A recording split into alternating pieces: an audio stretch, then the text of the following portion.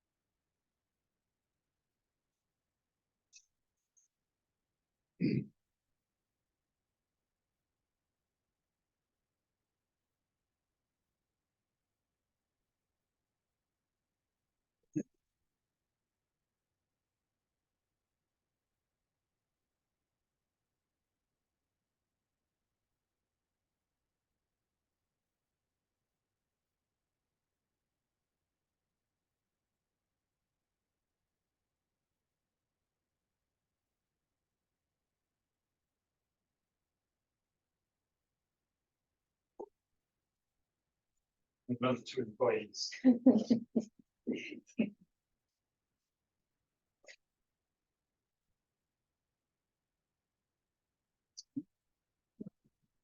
Just finish the change.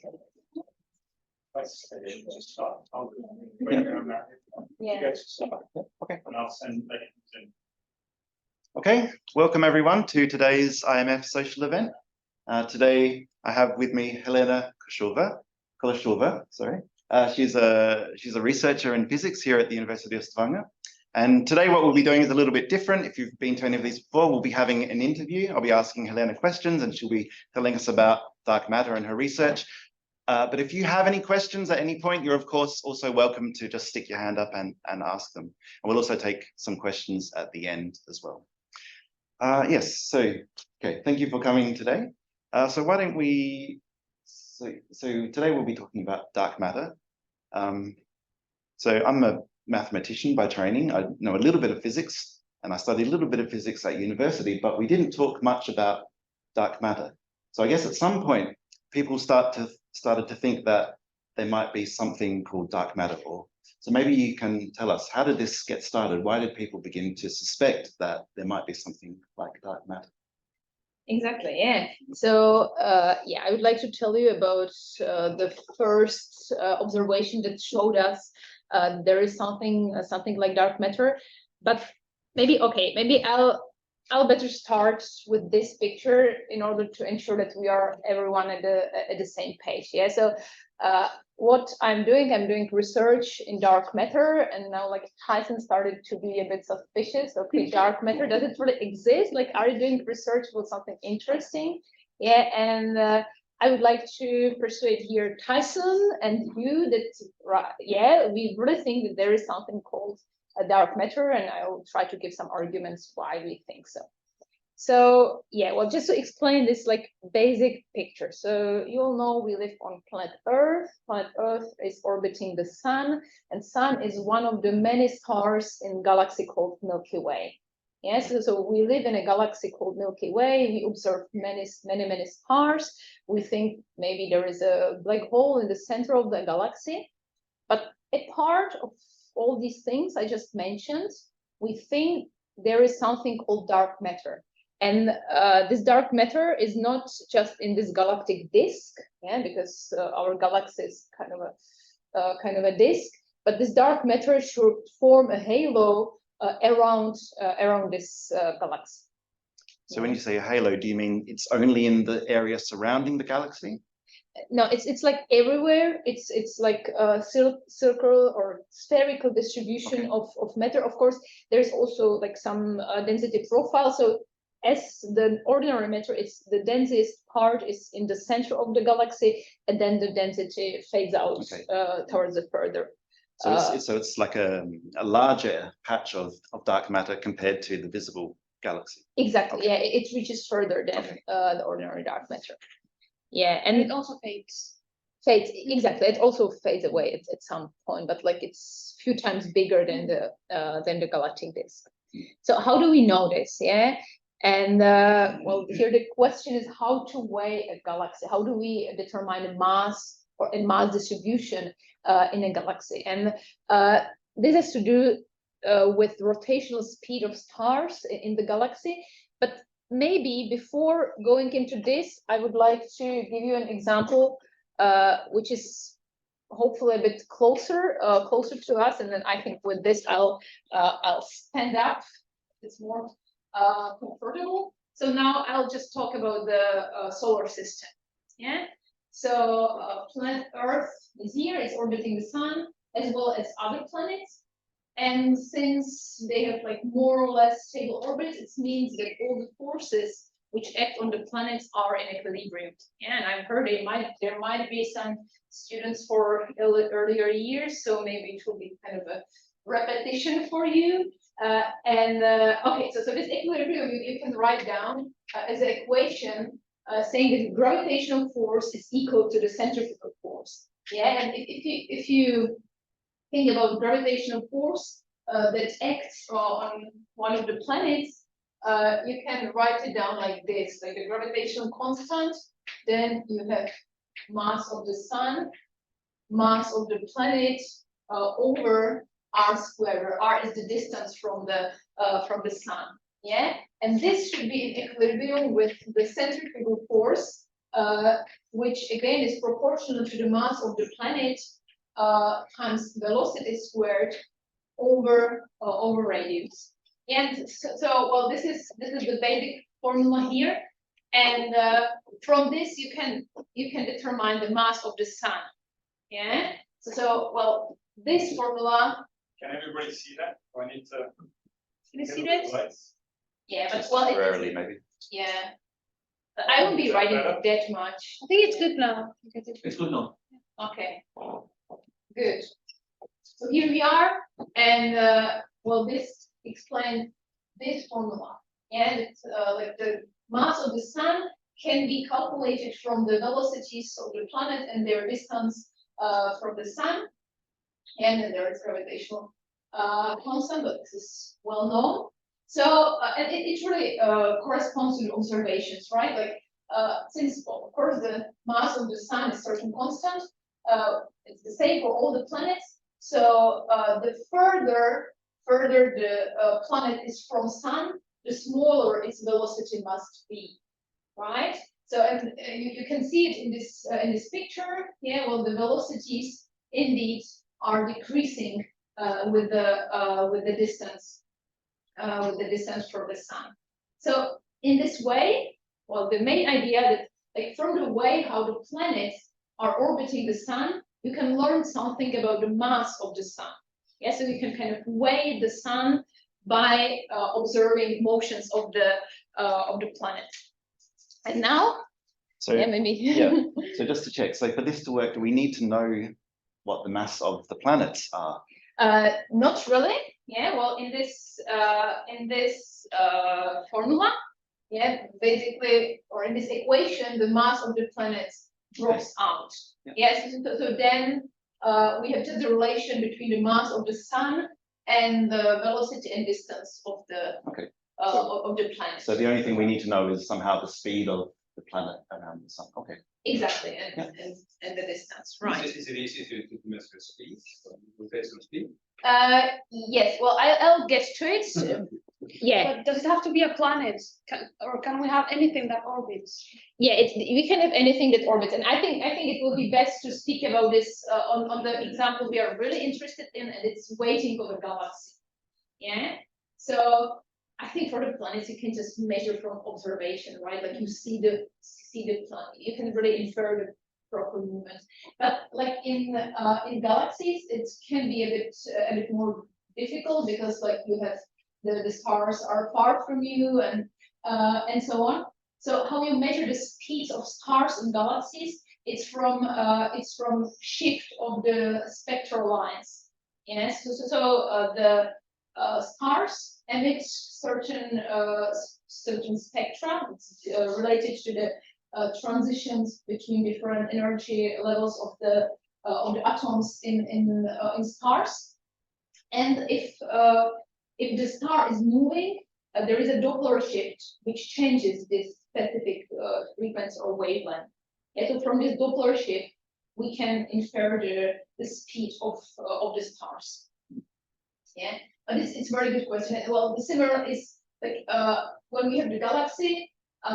Yeah, well, most of the stars are up to 10, 20, hundreds or thousands of light year from the center, and further on we don't have so much information from stars, but there are like hydrogen clouds further from the galaxy center, and also there you can study the redshift or well Doppler shift in general of this light. And this gives us information about the rotational speeds. Yeah. So this is now what we observe for galaxies, and maybe here like a very important line is here, like excluded from visible disk, because like if we go back to what we had for the sun. Okay, well you have this formula. That's well, this v squared times r is constant, which means that the rotational velocity should decrease with r, right? And of course, like if we had if we have the picture that most of the mass in the galaxy is here, where the visible stars are, and then there is basically more or less nothing, then we should have the same picture as for the sun. Yeah, that like the velocity, the rotational velocity is decreasing in these parts of the galaxy. So you're trying to use the same strategy as you did to weigh the sun. Mhm. So now you're trying to weigh the galaxy, and what's playing the role of the planets? Instead, now you're using. I'm using either the stars until here, Okay. or then some hydrogen clouds. Okay, so you're using hydrogen clouds or other stars in the galaxy as Mhm. playing the role of the planets. Of the planets, Okay. exactly. Yeah. So then you're weighing just one part of the galaxy that you kind of enclose, and you pretend it's the mass that is causing the gravitational force, and then Exactly. It works. Maybe I wanted to like show another analogy which might be useful.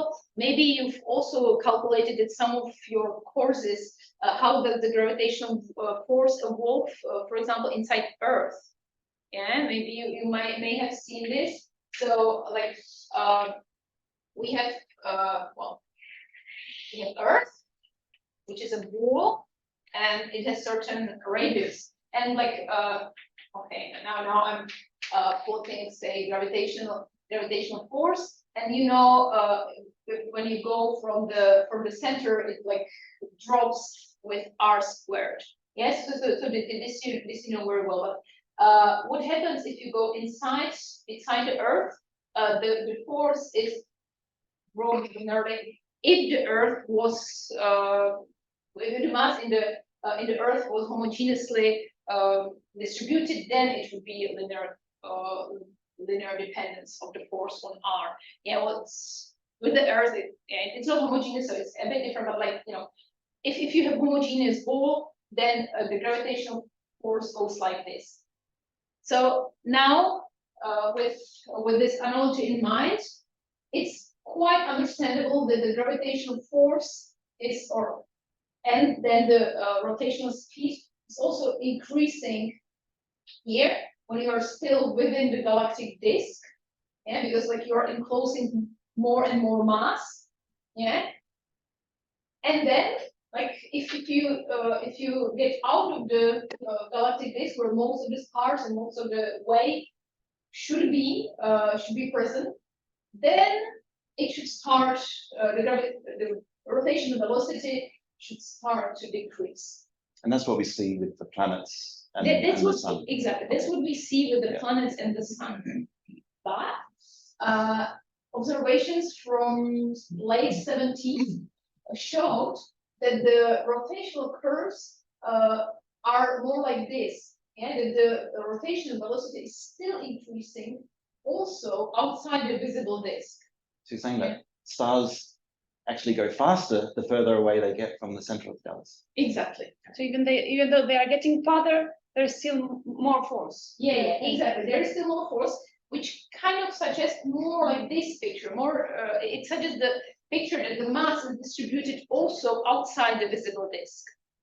Yeah, and like what I just said supports my first slide about the dark matter halo. Yeah, like this. That's there is some extra matter outside, or like inside, but also outside the visible disk. Yeah. But if you get far enough, does it start to decrease? Yeah. As expected. Yeah. It does. But yeah, okay. So this is the basic picture, which I wanted to explain to you, like why we think that there is dark matter in our galaxy. Yeah. Okay. Okay. So we know that there is something there producing extra gravitational force, maybe some extra mass or something like that. Maybe, I mean, stars have a lot of mass. Could it be that the matter is like ordinary matter? It's just that it's not glowing, it's not radiating like a star. Could there be other dark objects that are providing this mass? Yeah, well, this is very good question, because, and this is also what people thought at the beginning, and they gave it a name like MACHO, like a massive compact halo object. And it could be like neutron stars or something called a brown dwarf. Yeah, brown dwarf is an object which doesn't have sufficient mass to start fusion of hydrogen. So it's not glowing as much as ordinary star, but there can still be a fusion of deuterium. So it still can have some fusion. It can glow a little bit, but not enough to be observable in 60s. Actually, these brown dwarfs got visible later in 90s. So well, this story is very much related to the advance in astronomical observations. Like, okay, in 70s, people could think that this dark matter is formed by these MACHOs, but then there were new observations which showed it's not possible. And maybe, well, one important thing. Okay, well, I can stay sitting. Okay. Yeah. Okay. So for this, expecting this kind of question, I prepared a slide like how can we see invisible objects? Yeah. And maybe, okay, I should maybe define what I mean by see. Yes, so for me, seeing means like detecting some electromagnetic radiation. Yeah, so well, visible light is one type of electromagnetic radiation which we really see with our eyes, but the astronomers had telescopes which can see also infrared light or X-rays or different electromagnetic spectra. So all this we see. But then there are objects that we don't see, yeah, like black holes as well. Yeah, this is like black holes is another example of these MACHOs. Yeah, and what is very useful too to detect this kind of massive objects is so-called gravitational lensing. And the idea here is that well, we have some source which is far from us, like, so okay, we are here in the focus, and there is certain source far from us, and in between there is some massive object. It can be black hole or some dark star or whatever. Yeah. And the idea is that the light that is emitted by the distant source gets bent by the gravitational force from this massive object. Yeah, and if this happens, if this bending happens, like, and yeah, when we are here and we are used to the fact that like the light is coming to us in straight lines, so we kind of think that there are like two objects or two sources instead of one. Yeah. So well, this is like apparent position of the source, and there are like two apparent positions of the source seen in this picture. And well, you can imagine that when the sources are very well aligned, it can even form a ring. Yeah. This is called an Einstein ring because this is related to Einstein's theory of gravity. But okay, yeah. Yeah. So if there was if the gravity did not affect the light, then you simply wouldn't be able to see this object that was hidden behind this other object. Exactly. But because of general relativity, general theory of relativity, we know that actually gravity does affect light. the light bends around this object in the middle, and if we trace back the path of the light that we receive, it looks as if, in this case, there are two. But I guess, as you're saying, in reality, we have to imagine sort of rotating this picture, and we'd get like an entire ring. Entire ring. The object. And it's also like it all depends about on like the exact position of all these objects. So if I think that this is in case the lensing object is somehow elongated, you can also get like peculiar pictures, like four different apparent positions or something. So these 4 dots are all images of the same object behind. Exactly. Okay. Yeah. So, and well, here there is quite a nice picture. So maybe first look, and then I can tell you. Okay, so what we see here is some star with some planets. Yeah, so because this method is also used for example, detecting even quite small objects like planets, as I say. Yeah. So of course, like this star is visible, and like if it crosses this distant star, yeah. So this thing in the center is some distant star, and now we are looking at the brightness of this distant star. Yeah, and of course, when like instead of 1 star we see 2 stars because these 2 overlaps, then the brightness, on this axis we plot brightness. So of course the brightness increases. And this is what we see in like this peak growing. Yeah. So this is the effect of the other star. But what passing of this small planet causes is also another peak in the brightness of the distant star, because well, this lensing means if it's just a small object, it still means that like you get a little bit more light to us because of this bending. It's not such a big effect, like providing this ring, but it's a visible effect which you can see by like changing the brightness of this far source. Yeah. So this is really how exoplanets, like planets near some other stars, are searched for. And now, like, to get to my point, this kind of lensing showed that there is not enough of these massive compact objects in our galaxy to explain dark matter. And these constraints range from like planetary masses to like few times solar mass. Yeah, so all compact objects with this kind of mass range are excluded from being dark matter. So you're saying that astronomers looked everywhere around us and tried to add up how much mass there would be in these machos using this technique of gravitational lensing, and there simply just wasn't even close to enough to explain these rotational curves that you. Exactly. Okay. Yeah. We know for sure that this technique would enable us to perceive to detect all the machos, all of them. We know that.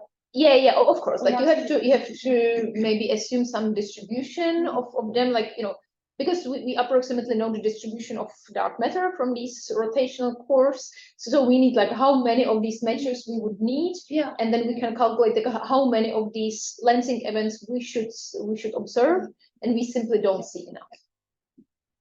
Yeah. Okay. Yeah. Okay. So yeah, I'm still claiming that this is the correct picture. Yeah. So, but all of this seems to be, I mean, everything we've been talking about, these rotational curves, I guess there is this implicit assumption that the theory of gravity that we know works here on Earth and also within our own galaxy, it seems to work very well. There's an assumption that it also works on a much larger scale here. I mean, could it just be that maybe our theory of gravity is not correct? Maybe we need to adjust our theory, and maybe there really is no such thing as dark matter at all. Yeah, exactly. It's another very good question. And of course, again, like when people observe these gravitation curves, there were researchers who suggested that, okay, this could be due to modified gravity, because like as Tyson just said, like we know very well how gravity works in our solar system. Yeah. So and well, we even can test this Einstein's theory of relativity within our solar system, and everything works very, very nicely. But on the galactic scales, we don't have such a good testing of the theory of gravity. So indeed, there were modified theories of gravity. So one of them is called like modified Newtonian dynamics, and it was about like, you know, when there is large acceleration, the gravity works as we know it, and smaller accelerations which would correspond to these more distant parts of the galaxy, the laws of gravity would be modified.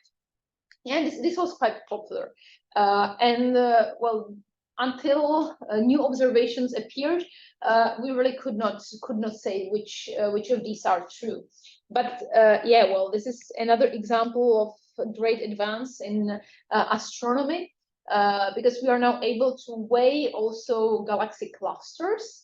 And I'll show you one example from galaxy cluster observations, which can tell us something about these modified gravity theories. But maybe like. So when you say galaxy cluster, you mean not just a single galaxy, but actually a whole collection of galaxies. Exactly, Okay. whole collection of galaxies, which are somehow clustered together. Yeah, exactly. So in the galaxy cluster, of course, there are the galaxies which contain stars and so on. But then there is also something called intrastellar medium, which is hot gas, which is in between the galaxies. And actually, in these galaxy clusters, like 3/4 of the visible mass is in this intrastellar medium, in the hot gas. Okay. Between the galaxies. Between the galaxies, yeah, exactly. Mm-hmm. And yeah, we can map again the distribution of mass in galaxy clusters using this gravitational lensing. It's another example which is called like weak lensing, because yeah, well, previously we saw, you know, forming these rings and so on by single very massive and compact objects, but you can also have like distortions of shapes because of some like more like bigger object like galaxy cluster. So in this picture, well, there is some foreground galaxy cluster somewhere here, and then the background galaxies get distorted. So there is one example here, like magnified. So this galaxy looks quite elongated, but when they reconstruct the source, they think it would be like just normal elliptical galaxy. So it's some distribution of mass that's distorting this image below to make it look like the one above. Okay. Exactly. Can I ask a question? A very stupid question, probably. So on the picture, I mean, how do you identify what you're calling a galaxy? Is it one of the bright dots, or how many bright dots constitute a galaxy? Yeah, I would think like, yeah, bright dot is corresponds to a galaxy. Yeah, okay. Yeah, exactly. And this is kind of a thing of statistics, because like if you just had observation of one galaxy, you don't really know how it looks like in reality. We just, you know, we just can observe from Earth, and we somehow see this object in the middle, and like it takes ages before it moves somewhere. So like we just have this observation, and we have to take the sample of like many galaxies in this picture, and like combine them and like infer from this the galaxy the mass distribution. Yeah, but well, not me, but like the astronomers can do it very well, and they did an important observation of an object called Ballet cluster. It was in 2004. Yeah, this observation, and it was thanks to new data from Hubble telescope and others, that yeah, we could really track the mass distribution. So now, well, these colors, yes, so the pink color corresponds to some X-ray spectra which are emitted by this hot gas. Yeah, so as I told you, most of the mass in galaxy cluster is in this hot gas, and this hot gas we can see in X-ray spectra. So this is what we know from pink, and this was observed before 2004. But what people did in 2004, they tried to reconstruct also the matter distribution in these galaxy clusters, and then this is depicted in this blue. Yeah, and now what we infer from this picture. Yeah, so already from the visible gas, we thought it were probably like two clusters or like one subcluster and the main cluster colliding. Yeah, so that's why it was also named ballet cluster, because you see this shock wave, and I have here some clever paper saying that this bow-shaped shock wave formed as 70 million Kelvin gas in the subcluster flow through 100 million Kelvin gas in the main cluster at a speed of about nearly 2,000 kilometers per second. Yeah, so well, it's kind of a violent event, and like it's really hot gas, and yeah. So yeah, but this is what we see from the visible spectra. And now, okay, also like people could see the galaxies in the cluster, but these are just one quarter of the mass in the galaxy, and they were like further than this gas, because the galaxies just passed around. Like I mean, it's not so dense, distribution of the galaxies. So the galaxies could pass through each other, but the hot gas got stopped and like created this shock wave. But we would think, like without the dark matter, we would think most of the mass is in this visible hot gas, and even with some modified theory of gravity, yeah, we still would think that most of the gravitational force would be around these this visible hot gas centers. But when we saw that most of the matter is like where the galaxies are, so which means that most of the matter went through undisturbed, this is great support for the theory of dark matter. And it's like there is some extra matter which doesn't interact so in these two galaxies, the gas creates this pink picture, but something else has just passed through, and that's actually where most of the mass is, in these two purple clouds that you see here that have just sort of passed through each other. Exactly. And it's not just the normal galaxies, it's not the hot gas, it must be something else. Okay. Exactly. Something else that can just pass through itself very freely. Very freely. Okay. Exactly. So that's very important thing about dark matter, that it doesn't have friction. Also, that's why it forms this spherical halo around our galaxy, because like the formation of this is due to some friction. Yeah. So an ordinary matter tends to create disks for galaxies. Yeah, but dark matter doesn't have this friction, so it stays in a spherical shape. So dark matter is fundamentally different to ordinary matter, not only in the fact that we can't see it, not only in the fact that it is dark, but also it has some other fundamental differences.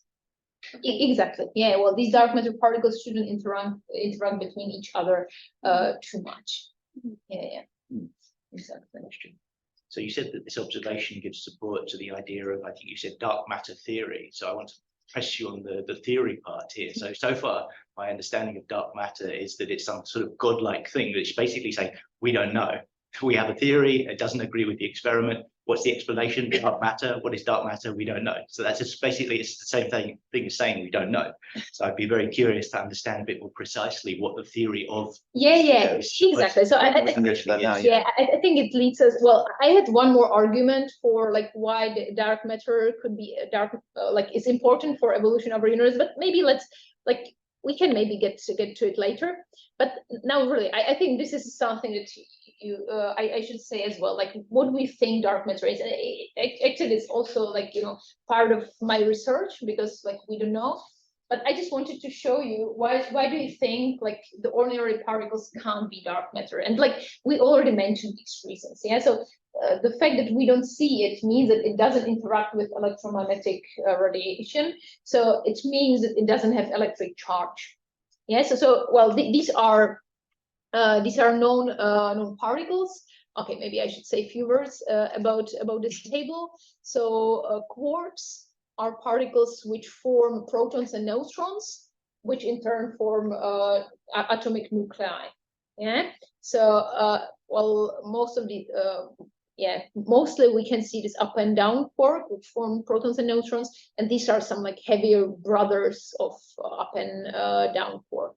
The same thing here, like you probably know electron, yeah, but electron has also some like heavier brothers, muon and tau, and all these particles I just mentioned have electric charge, so they are not good candidates for dark matter. Another thing that we want from dark matter is that it's stable, yeah. Because, for example, you might have heard about Higgs boson. Yeah, well, this was probably taken from Spanish. Is it Spanish? Like boson de Higgs? It's Spanish. Okay, so I want us to be careful which Wikipedia we take. Okay, but like Everything else is English. yeah, well, it's strange. Anyway, okay. Yeah, so you might have heard about Higgs boson. It was discovered at Large Hadron Collider in CERN about 10 years ago. It's a neutral particle, like doesn't have electric charge, so in principle it could be good candidate for dark matter, but unfortunately it decays very quickly. Yeah, like even at the Large Hadron Collider, basically immediately it goes into 2 photons or something else. So this kind of particle can't form dark matter, because like dark matter needs to be here for the age of the universe. Yeah. So this is also not good. And then of course, like photon itself probably not. So these are like force carriers. So photon is a carrier of electromagnetic force, also not good candidate. And actually none of these is a good candidate. Like Z and W bosons are also decaying very quickly, and so on. So maybe the only good candidates would be these neutrinos. So these are neutral particles which are produced in weak interactions. They are produced in interactions in sun, for example, and like there are billions of neutrinos like going through my thumb every second, and they don't interact at all with me. They don't interact with the Earth. They can go through the Earth without any distortion. So like neutrinos, in principle, like from this point of view, from the point of view of the interactions, they would be a very good candidate for dark matter. But the problem of neutrino is that they are too light, which means that they travel very fast. Yeah. And now, okay, I didn't say too much about the structure formation. I can maybe just very quickly like turn on this video. So this is how the matter was clumping in the early universe. Because like at the beginning the universe was a hot soup of particles, and then but there were still some like small perturbation in the density, and these small perturbations then created these structures we see in the universe now, exactly like these galaxy clusters. And that's because so the regions that were more dense, just by random fluctuation, because due to gravity, they attract more matter, and then they create larger clumps over time, and you get these structures forming. Exactly. So at the beginning, this was like quantum fluctuations, and then like when there is these small overdensities, then due to gravitation collapse, the structures form. So if we had not had these fluctuations, everything would be in equilibrium, and matter wouldn't have clumped into all these structures that we see, like stars and planets. Exactly. Yes. So like if there were no fluctuations at all, it would be homogeneous. But then like even small fluctuations are enough to like start forming of these structures. But what would happen if important thing is that this structure formation is very much due to dark matter. Yeah, and if this dark matter was moving very fast, it would keep washing out the structures. Yes, so that's why neutrinos are not good dark matter candidate. Yeah. So, well, okay, I didn't really answer your question. I just answered the question like, yeah, what dark matter is not, yeah, not what dark matter is. And of course, like there are people like me trying to devise some theories, like what dark matter could be, like, you know, maybe suggesting some new particles, like very popular thing, Paul is supersymmetry, yeah. So like you could say, okay, these For a long time, I've decoupled myself from the physical universe. My work has no relevance. Okay, but like, yeah, well, fermions in this picture could have like bosonic bosonic brothers, and which are supersymmetric particles, and yeah, well, people thought that this could be dark matter candidates. Well, what about new forces? So in addition to these four, you know, could there be some other new exotic kind of charged particle? Is that a sort of serious idea? Yeah, exactly. Like they could be charged with respect to some dark forces. Yeah, exactly. Like they are not charged. Very scary and sinister. Yeah. Exactly. So yeah, of course, like people are suggesting new theories and then they are trying to test them. Yeah. So just. Yeah, because it seems like a fundamental problem. There is this matter, we can't see it. The only way it interacts with anything in any normal matter is by gravity. So what hope do we have of even trying to detect this and really get our hands on it? Yeah, exactly. So for example, when people suggested these supersymmetric partners as dark matter candidates, they expected the mass of these particles would be around this Higgs boson mass, like which means like 100 times mass of proton, approximately. Yes, and then they suggested, okay, well, if the interaction of the dark matter with nucleons is strong enough, then we could build a huge detector. We could fill it with liquid xenon, for example, and we could see if these xenon atoms in my detector get struck by dark matter. And so if you have enough material, you can observe it very closely, and you could really see these strikes of dark matter, even though like it can flow through. So we expect that dark matter is everywhere around us all the time. Exactly. Okay. Yeah. I made a small calculation. So, well, if dark matter has like mass of this 100 proton mass, then in every decimeter cubed, you would have like 3 dark matter particles. Yes. So yeah. Well, most probably like dark matter is in this room. Yeah, but we don't see it. We don't like feel it in any way. But so in order to detect it, there has to be some sort of interaction. Exactly, yeah. That's interaction that's beyond the standard model, or is it within the standard model?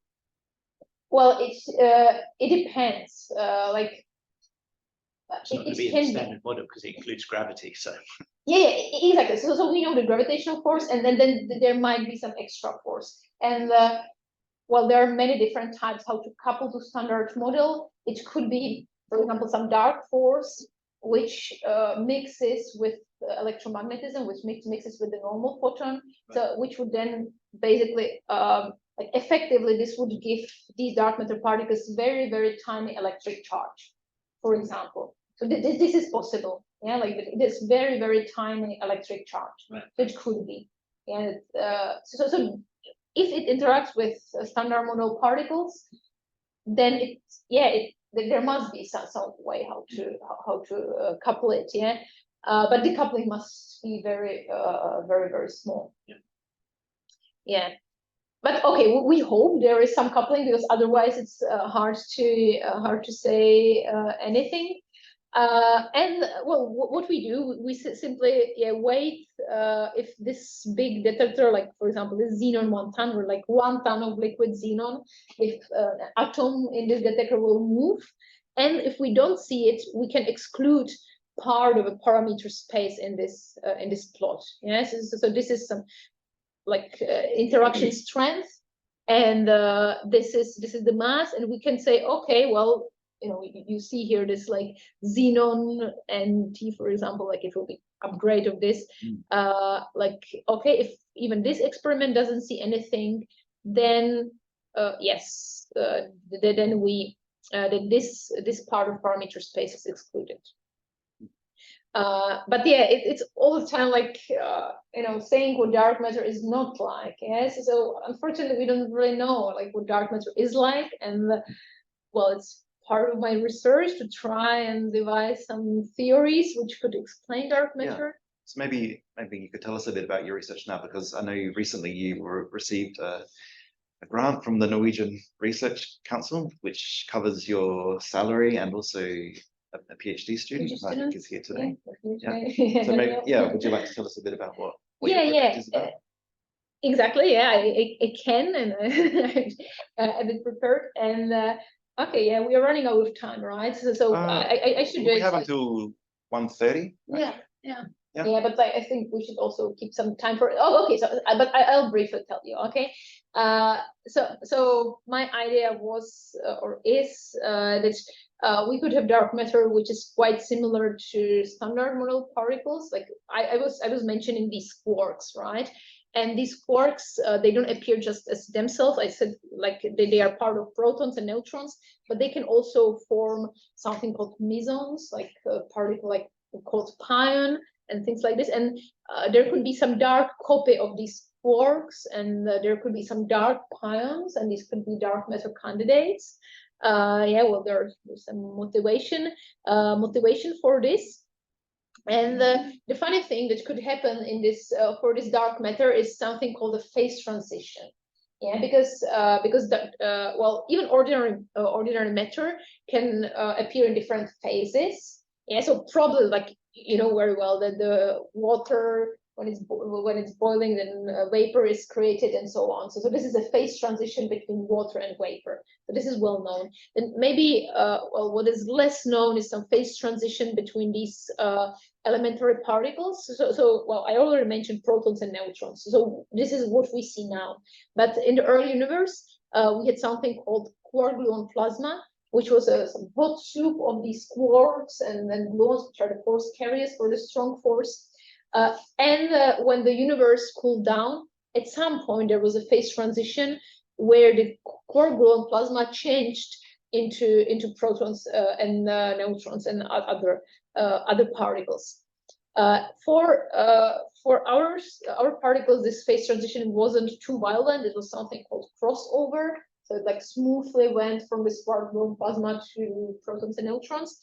But phase transition also can be more violent, like boiling of water, like you form some bubbles, and these bubbles collide and create a lot of mess. And this kind of phase transition in the early universe could create something called gravitational waves. And this is something that is studied a lot at our department. Yeah, well, Germano is sitting back there, and he's doing research in gravitational waves, like in theory, but also he's part of this experiment called LISA, which should be launched in 10 plus years, and it should be a gravitational wave experiment flying behind Earth on the sun's orbit, and it could, in principle, detect gravitational waves from these phase transitions. So we could, well, through these phase transitions, we could, in principle, learn something about dark sectors, even though they don't interact at all with standard model. So that's quite, I think, unique way how to study dark matter, which really doesn't couple to standard model. So you're working on the theoretical foundations for what could be later tested in practice. Exactly. So like our wish, well, let's see how it will go, but our wish is to plot a gravitational wave spectra that could be seen by, say, LISA or like other experiments. Yeah. Okay. And then this gravitational wave spectra would be based on what theory? Yeah, well, we're now looking at the strongly coupled dark matter, like some dark pions and and so on. But there could be some like confinement phase transition as in standard model. Yeah. Well, this is difficult to describe because of the strong coupling. So yeah, well, it's challenging, but yeah, well, let's see.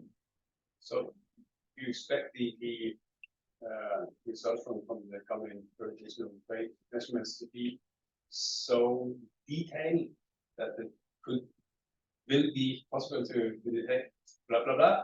Exactly. So this is what Germano is looking at. Like, well, there will be some signal from these gravitational waves experiment. There will be a lot of noise in this signal, and we hope that we could still see these like gravitational waves from phase transitions. Well, the problem is that these gravitational waves from phase transitions form something called like stochastic gravitational wave background. So it's basically some noise. And you have to distinguish this noise from other noises that you have in your experiment. And well, it's a really hard task, and this is something that Germano and other funds as well is like looking at. But yeah, so that's, well, not my job right now. But maybe, yeah, well, I admit that it's now like regarding these experiments, this is now probably the most important job, like to ensure that we'll be able to really distinguish this signal from other the noise. Yeah. Yeah, thank you. Are there any other questions to Helena while she's here? So just on a sort of personal level, are you frustrated that there's no guiding principle behind these attempts? I mean, I admire your ambition to try to sort of cook up these models to explain something. I mean, I'm completely sold on the motivation, but to try to put myself in your place just seems completely unimaginable. I mean, I just couldn't get around the frustration of there being no rhyme or reason behind choosing these things. It seems like people are just taking these wild stabs in the dark, and maybe one of them will get lucky and hit the jackpot, maybe not. Yeah. But even if you do, why is it right? Yeah. Sort of, exactly. Yeah. Well, but it's. you feel that, or are you sort of somehow just? Yeah. Well, I think I should maybe add that now it's quite an interesting time in dark matter research, because I mentioned that many people believed in these supersymmetric particles, and this was like for a long time the prevailing theory for dark matter. But then it would have to be seen also in colliders, like in LHC, and it's not seen in colliders. So it kind of tells us that well, probably these supersymmetric particles are not the right solution. And now there is a boom of like new ideas in the dark matter field. So I have to say though, not to justify supersymmetry in any way, as I say, my interest is entirely mathematical, but I have to just chime in a little bit, because so the thing that frustrates me a little bit in these in the so-called failure of supersymmetric models to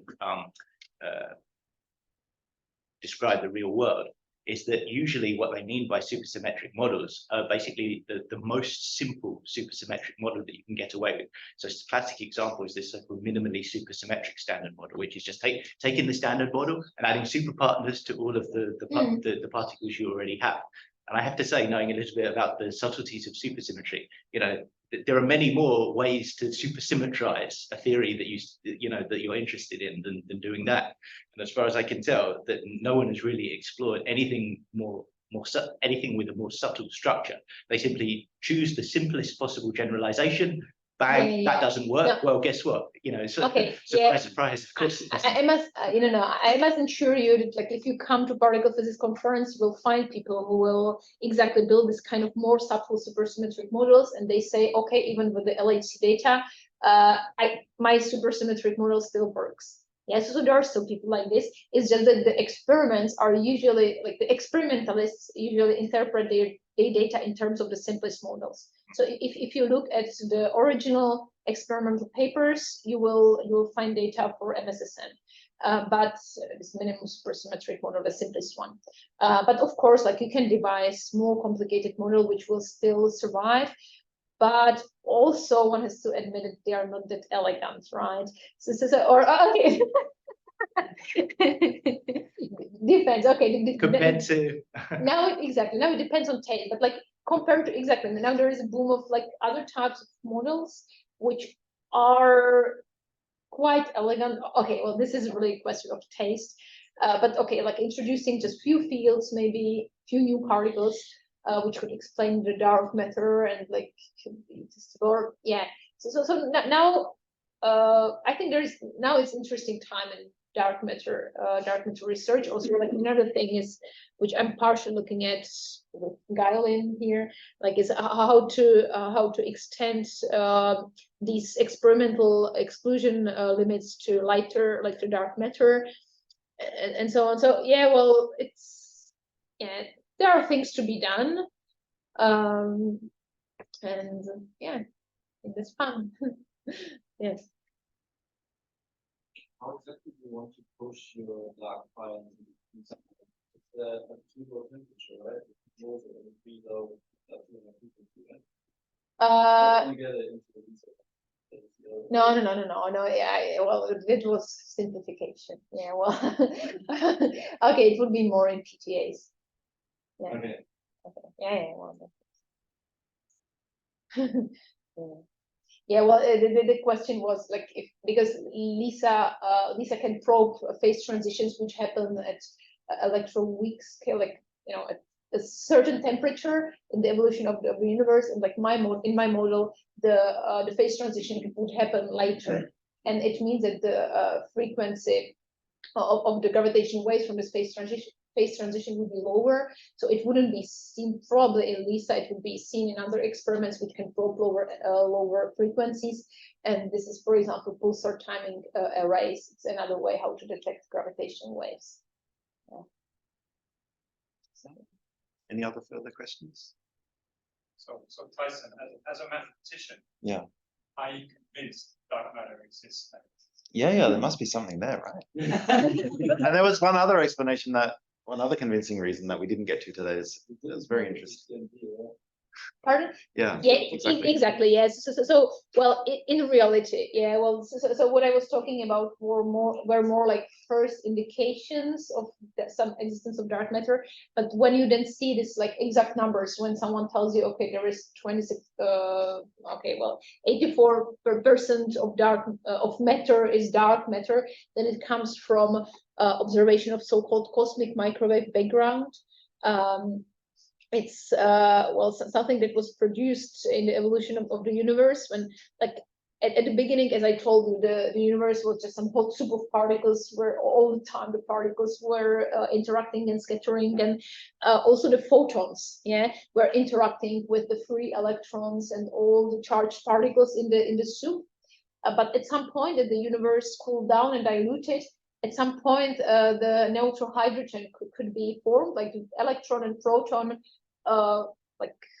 got together to form like a hydrogen atom, and since that time the light could suddenly propagate freely, and we see this afterglow, which is now called cosmic microwave background, because now like these photons are microwave photons, and it's a radiation which comes to us from all directions and can tell us a lot about the early universe.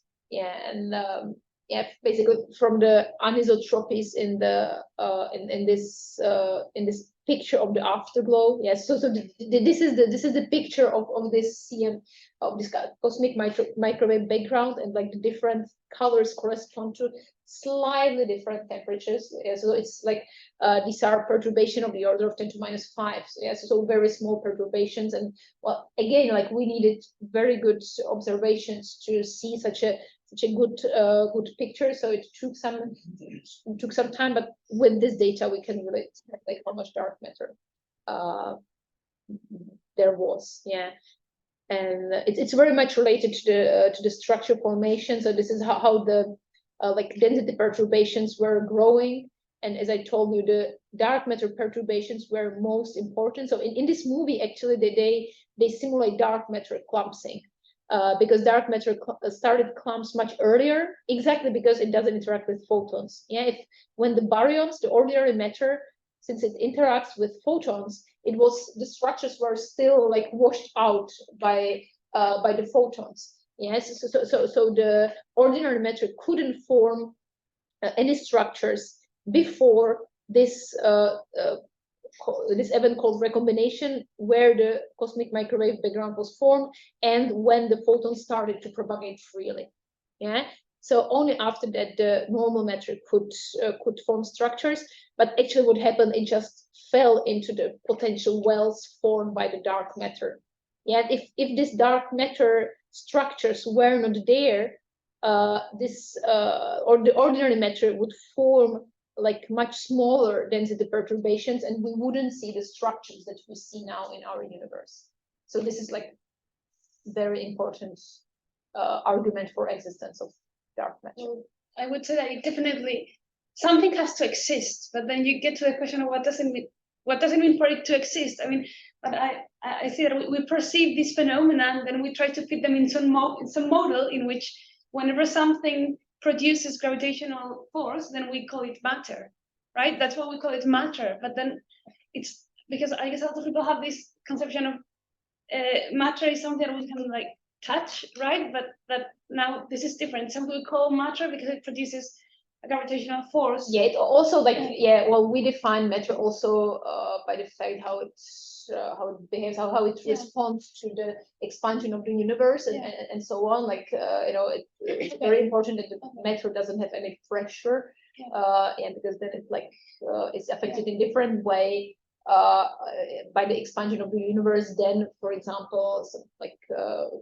radiation, which is like some very light particles. So yeah, well, there is certain definition of matter, but true, like it doesn't have to be a table. You said there are also some galaxies have more dark matter, some galaxies have less. There are some galaxies that don't have any at all, and also some dark or very little. And some, and you said there are some collections of just dark matter without any collections of dark matter without any visible matter. Any visible matter. Yeah, so I guess. Well, yeah, you think so? Okay. So I don't know. Like I know some galaxies really like have more dark matter, so that's why they are interesting for observations. Yeah, we can, for example, in some models of dark matter, you think that this dark matter still like produces like annihilates into standard model particles. So for example, we expect within some models that some for example, some X-ray signal will come from the center of the galaxy, because the dark matter is dense in the center of the galaxy, so it sends us some signal. And for this reason also, like we look at these galaxies with more dark matter. So yeah, well, there are some galaxies with more dark matter, and with like only dark matter without any visible, I don't really know. Yeah. There's some densing experiments in the where essentially nothing, and then you do the densing, and then you get dark matter. Yeah. Exactly. And also, I'm not sure like how it is with these structures, like these filaments. They are like mainly like dark matter, and well, this initial picture is basically these structures made by dark matter, and then like you see that in the clumps of dark matter, like also baryonic matter appeared, and like the galaxies and everything like appears in the center. But yeah, we are really running out of time. So let's finish here. Let's join me in thanking Helena, please.